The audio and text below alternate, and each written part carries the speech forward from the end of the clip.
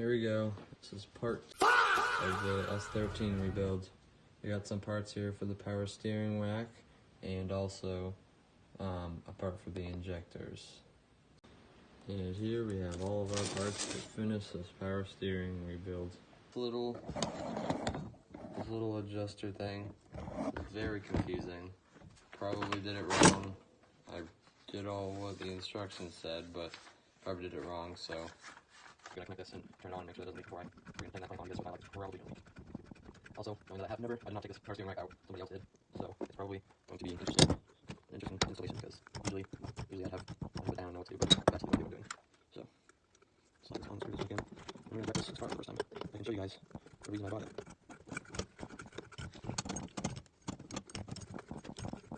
I'll say I'm just gonna